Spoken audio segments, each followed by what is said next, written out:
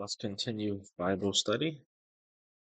The Bible, Book of Genesis, chapter 16 and 17, the detour and the covenant of circumcision. Genesis 16:1.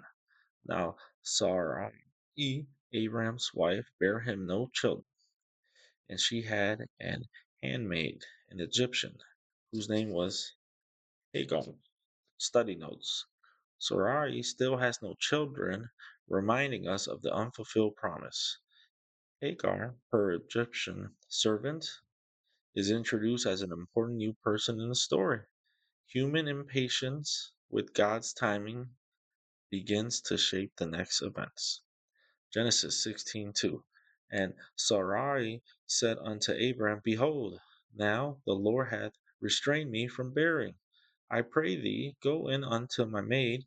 It may be that I may obtain children by her. And Abram hearkened to the voice of Sarai. Sarai tries to solve the problem of childlessness with her own plan. Abram listens to Sarai instead of waiting on God's promise. Acting ahead of God's timing often brings future difficulties. Genesis 16:3. And Sarai, Abram's wife, took Hagar, her maid, the Egyptian, after Abram had dwelt 10 years in the land of Canaan, and gave her to her husband Abram to be his wife. 10 years had passed, showing how long they waited for God's promise. Sarai moves forward with her own plan through Hagar. Human solutions to spiritual promises often create complications. Genesis 16:4. And he went in unto Hagar, and she conceived. And when she saw that she had conceived, her mistress was despised in her eyes. Hagar becomes pregnant, confirming Sarai's plan worked physically. Pride and tension quickly enter the family relationship. Human plans without God often bring conflict and hurt feelings. Genesis 16:5. And Sarai becomes said unto Abram, My wrong be upon thee. I have given my maid into thy bosom, and when she saw that she had conceived, I was despised in her eyes. The Lord judged between me and thee.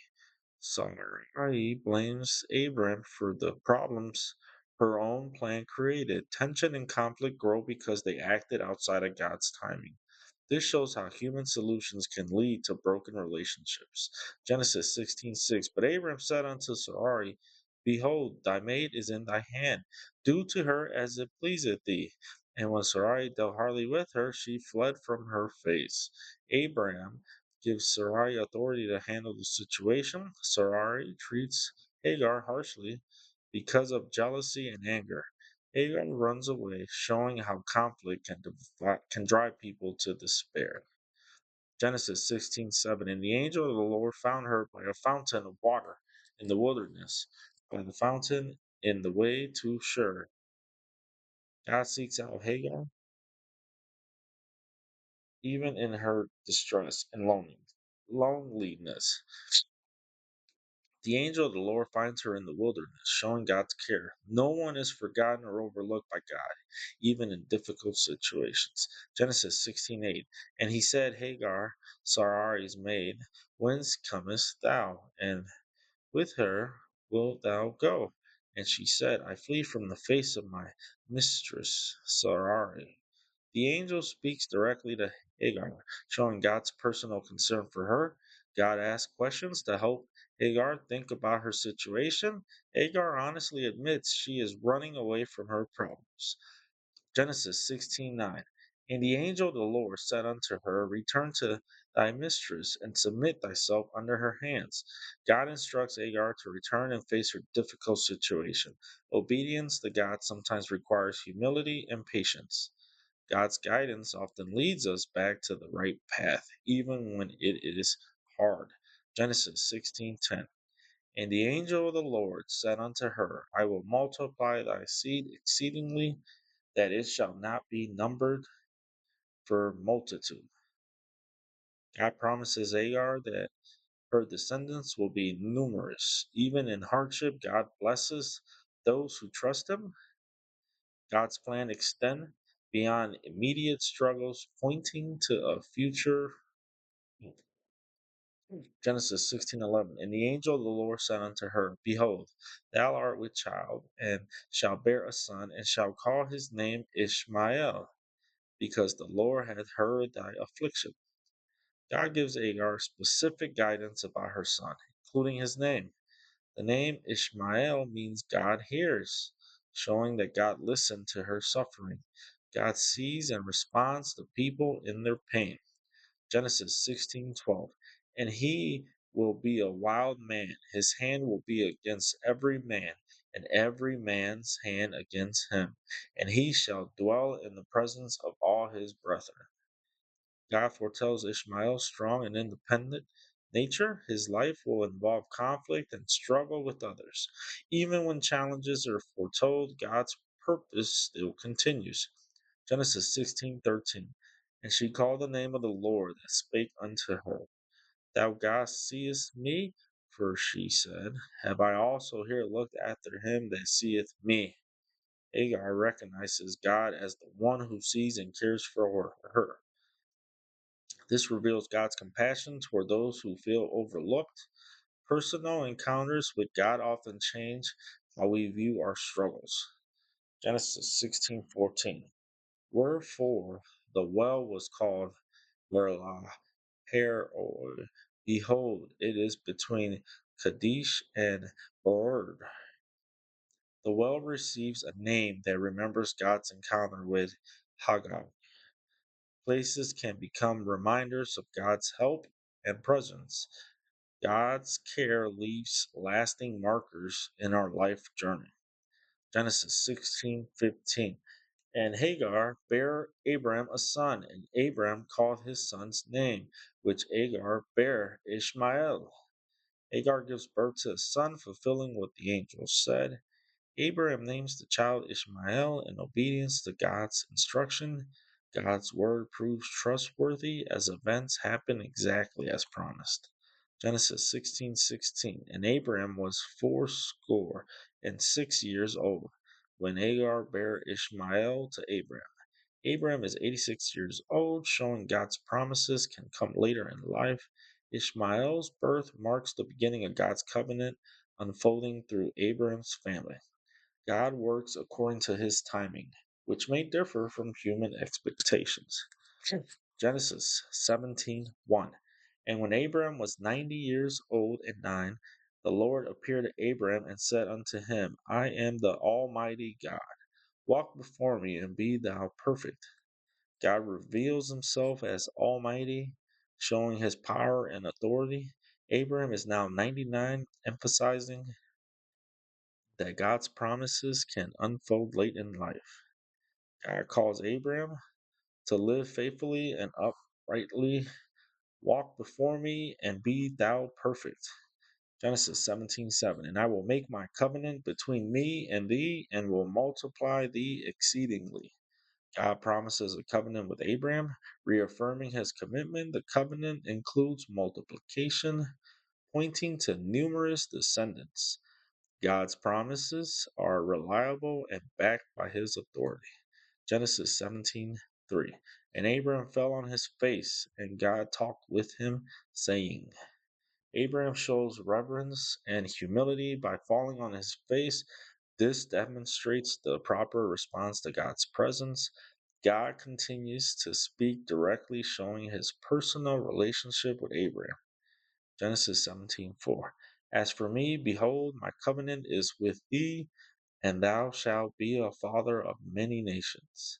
God emphasizes the covenant is personal and secure with Abraham.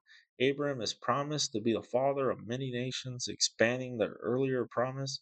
God's plan involves not just one family, but generations and nations.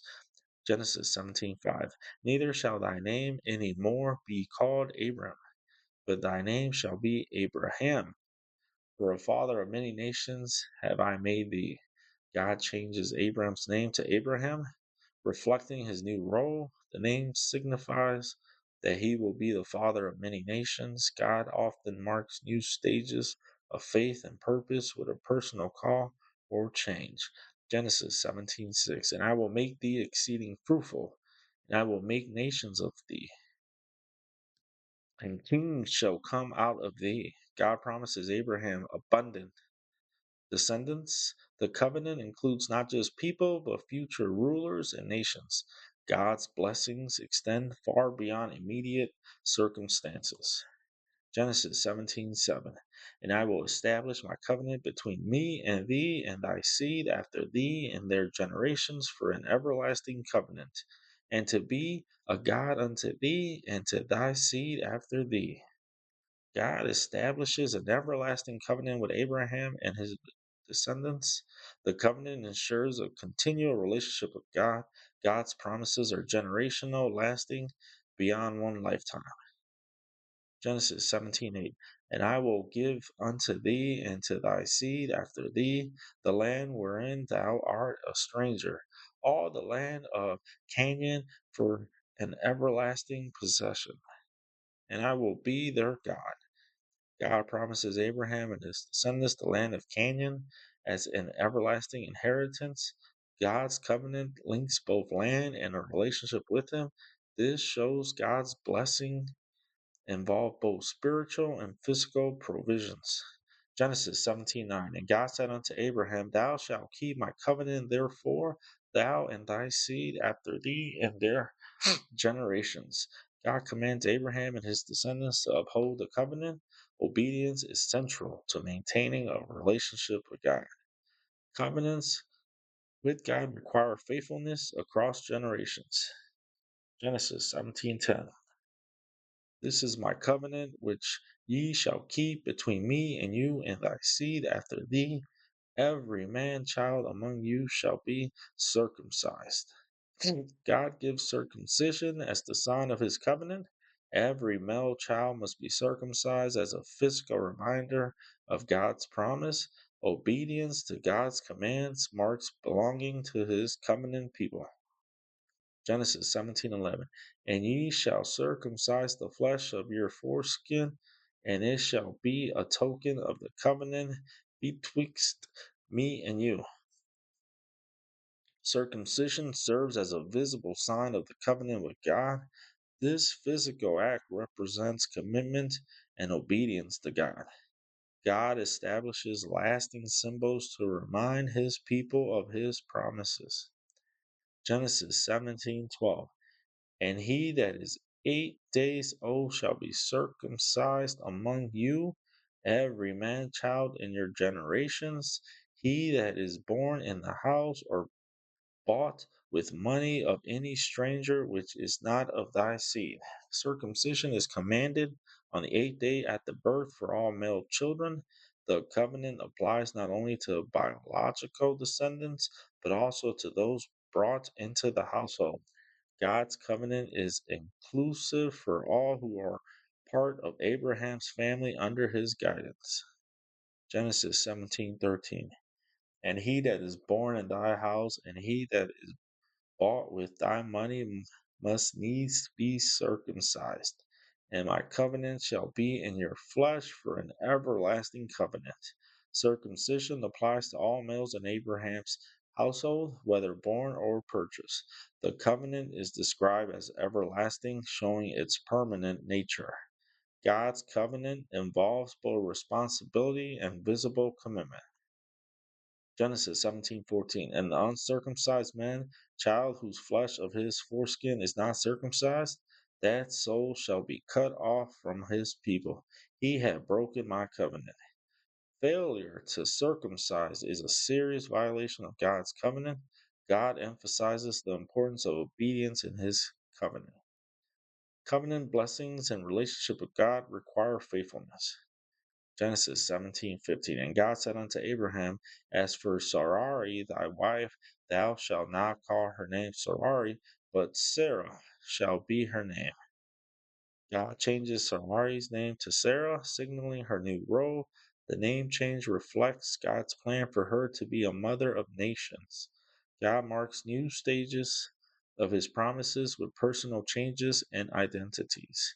Genesis 17:16. And I will bless her and give thee a son also of her. Yeah, I will bless her, and she shall be a mother of nations. Kings of peoples shall be of her. God clearly states that Sarah herself will bear the promised son. She will be a mother of nations, and kings will come from her. God's promise is specific. His plan will not come through Hagar, but through Sarah. Genesis 17:17. Then Abraham fell upon his face and laughed, and said in his heart, shall a child be born unto him that is 100 years old, and shall Sarah that is 90 years old bear? Abraham laughs in amazement at God's promise because of their old age. His reaction shows how impossible the promise seemed humanly. God's power goes beyond natural limits and human expectations. Genesis 17:18. And Abraham said unto God, O thou, Ishmael might live before thee. Abraham expresses concern and love for Ishmael.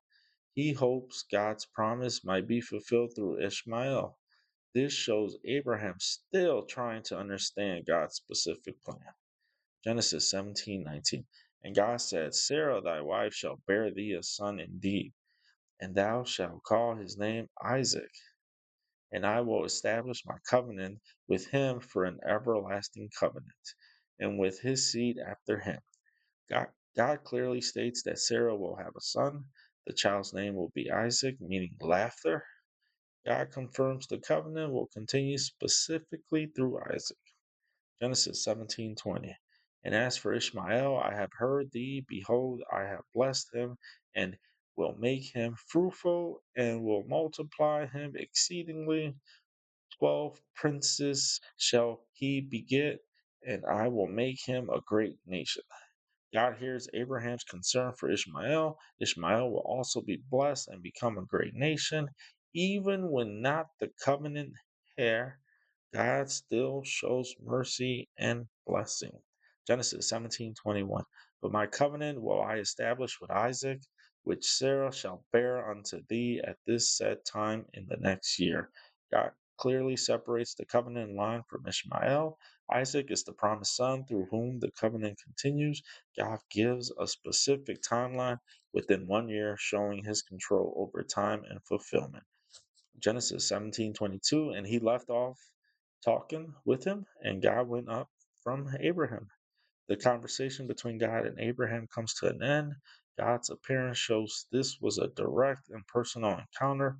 When God speaks, it is purposeful and complete. He says exactly what needs to be said. Genesis 17:23. And Abraham took Ishmael his son, and all that were born in his house, and all that were bought with his money, every male among the men of Abraham's house, and circumcised the flesh of their foreskin in the selfsame day, as God had said unto him. Abraham obeys God immediately on the same day. He includes everyone in his household, showing full commitment. True faith responds with prompt obedience, not delay. Genesis 17:24. And Abraham was 90 years old and 9 when he was circumcised in the flesh of his foreskin. Abraham personally obeys the covenant command at 99 years old. His age shows that obedience is not limited by stage of life. Leaders must model obedience before expecting it from others. Genesis 17:25. And Ishmael his son was 13 years old when he was circumcised in the flesh of his foreskin. Ishmael also obeys the covenant sign at 13 years old. The entire household follows God's command together. Obedience to God strengthens family unity and commitment. Genesis 17:26. In the selfsame day was Abraham circumcised and Ishmael his son. Abraham and Ishmael were circumcised on the same day. This shows immediate and complete obedience to God's command. When God gives instruction, faithful response does not delay. Genesis 17:27. And all the men of his house born in the house and bought with money of the stranger were circumcised with him, Every male in Abraham's household obeyed the covenant sign. Abraham led by example, and others followed. Obedience to God can influence an entire household for generations. And that concludes today's Bible studying, uh, chapter 16 and 17.